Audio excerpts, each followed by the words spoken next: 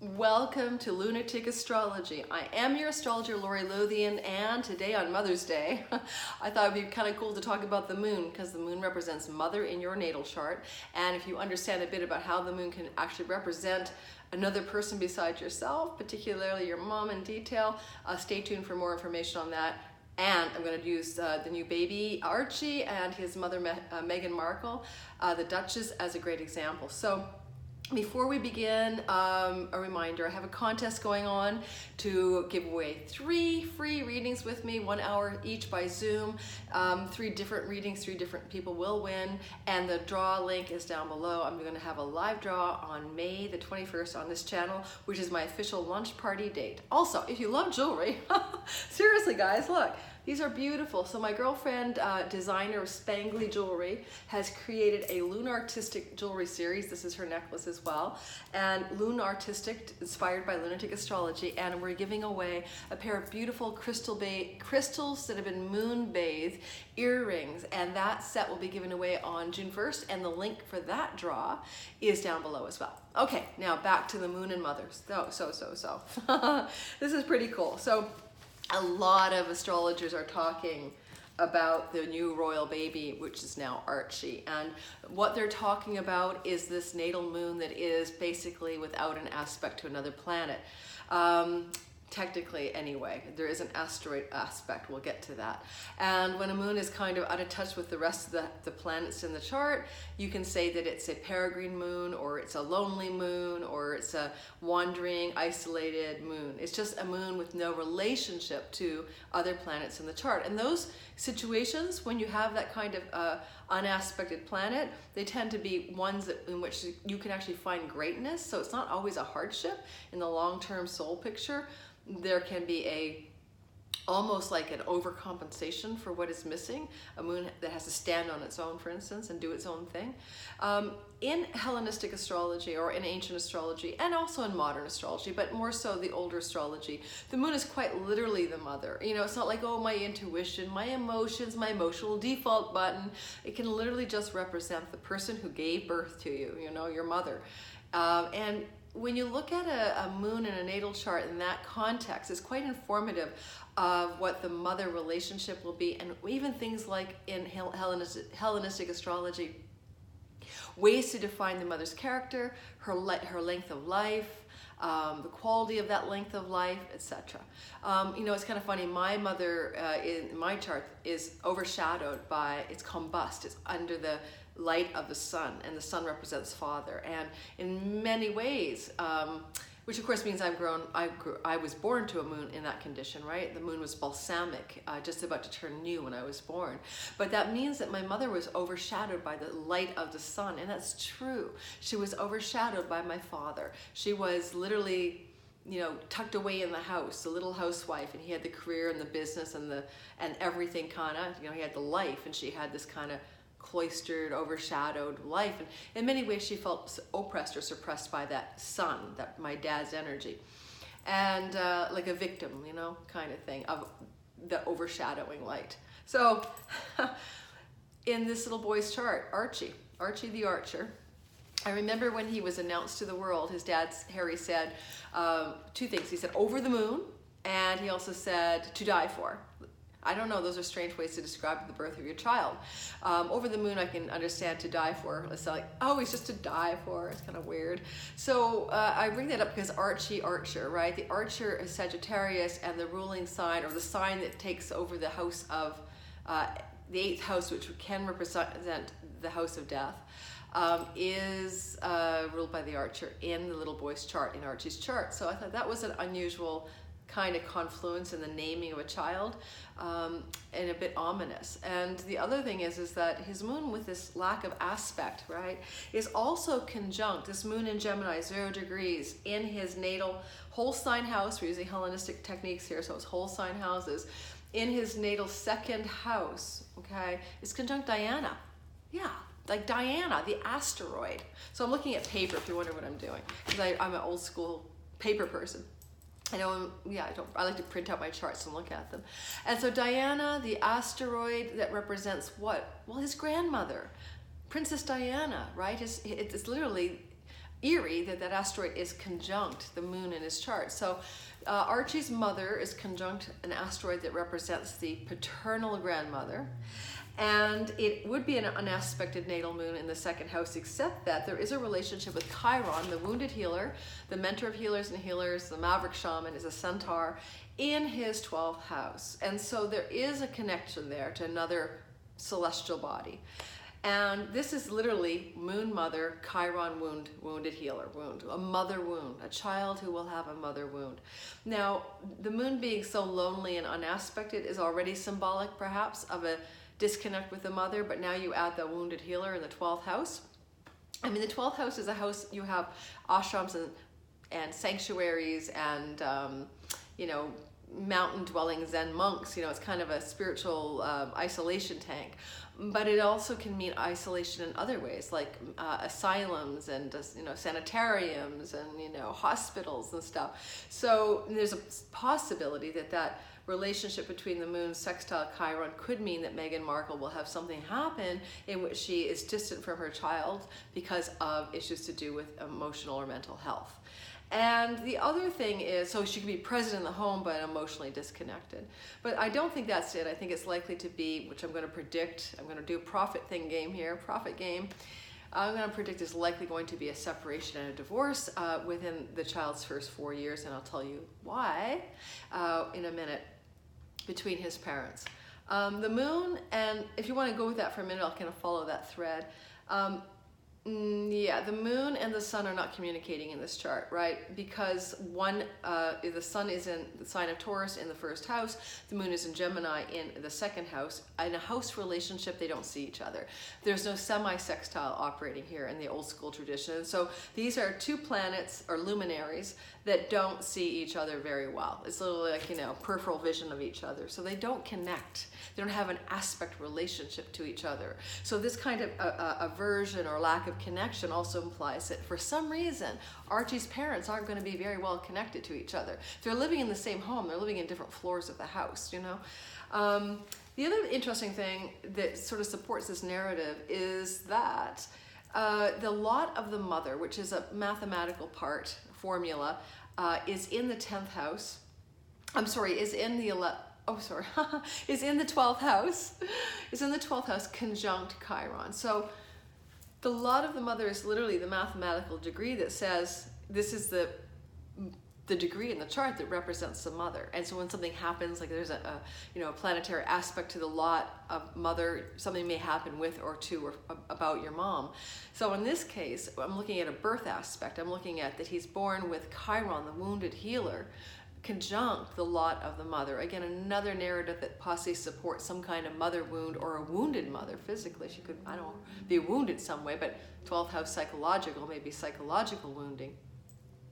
The lot of the father is in the 5th house of romance in Archie's chart, conjunct Orcus. And Orcus is a god of the underworld like Pluto. And another name for him is Dispater, which actually means wealthy father. But this Orcus energy isn't just like an underworld god. He punishes those who break vows and oaths. And so I'm wondering, with that arrangement of the lot of the father in the 5th house of romance conjunct this god that punishes breaker of vows, if that's not an archetype that may suggest that there is a breaking of the marriage vows. Now, for Archie going into, and maybe the father is very punitive around that, gets very angry, doesn't talk to the mother, or, it's a bitter separation or divorce. And I'm wondering about what it's like to be a child born into a royal marriage, and then you're on the spotlight of the world stage, and even if you don't remember it, and the parents were divorced when you were 4 or 5, you're still carrying this archetypal and mythic and larger than life story. It's like gonna kind of haunt your whole existence in a way. Timing wise for Meghan Markle, there's some significant stuff coming up in her natal chart that does suggest possibly a reframe on the idea of marriage. I just got married, right? That was a whirlwind romance, those two. I believe that she met Harry and then they fell in love really quickly and they got married pretty darn quickly. So I'm going to look for the Meghan Markle connection. So hang on a sec. I'm looking at my charts. I think it's worth noting that, where is she? Meghan Markle has the asteroid Pholos, which is a centaur, conjunct the MC in her chart. So Pholos, when it's conjunct something, it's representative of turning points. The kinds of turning points are like the first domino that leads to a series of dominoes falling, or the splash in the water that leads to the ripples. Whatever happens in a Pholos turning point has long-term outcomes or sequelae. It changes, a lot of things down the road. And the MC conjunct Pholos in her natal chart means that typically something will change her status, 10th house MC, reputation, social standing dramatically and have long-term consequences. Of course, in this lifetime, that change of status is being married into a royal family, right? I believe she was an actress before that, and she's from California. I know she was born in California. So that is very telling of her archetypal journey that she's on. And there was something else I saw in her chart, by the way, that I thought was really fascinating.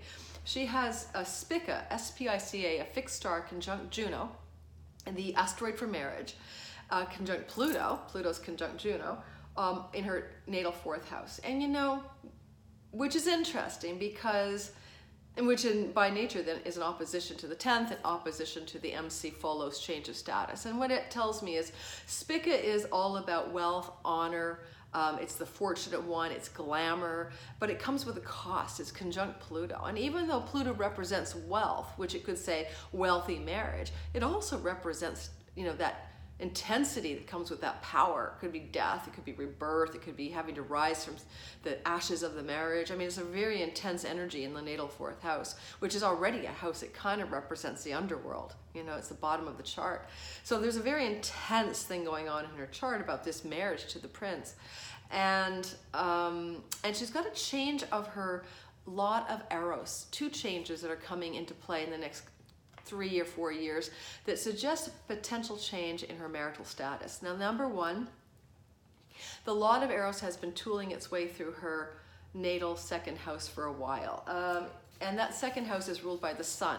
And it's also the house of, what your values are, what you value, and to some degree is about money as well. And the sun is man. So she was very likely with a lot of Eros going through a solar ruled 2nd house to find a husband in that time, and she did. That lot of Eros was tooling away through that house from 2006 to 2024. In 2024, December, the lot of Eros is going to move out of that house and into the natal 3rd house where her Venus is. She's an actress. I do think that by December 2024, she's going to go back to acting big time. Okay, I'm going to just lay it out there. 3rd house could be even doing a lot of stuff on the internet, going crazy on Instagram or something, but certainly a potential for something towards Venus activity, maybe really getting back into her acting career. And just before that change, that lot of Eros changes into the sign, a new sign, Virgo, into a new house, the 3rd house, all the same, whole sign and house are synonymous. She's going to have a loosening of the bond in the lot of Eros. This is a bit of a massive karmic turning point. And this is usually accompanied by a change of status when it comes to the lot of Eros. A makeup, a breakup, a new beginning of a powerful relationship, or the end of one. And that loosening of the bond in her lot of Eros is going to happen in July of 2023, literally a year and a bit before that change of the house. There's a minor loosening of the bond, May 21st, 2019. It's a level 4 loosening. It won't be as significant as the one in 2nd level loosening of the bond in July of 2023, but it will have impact as well. So there may be something that happens. We may never hear about it, private relationships, Eros.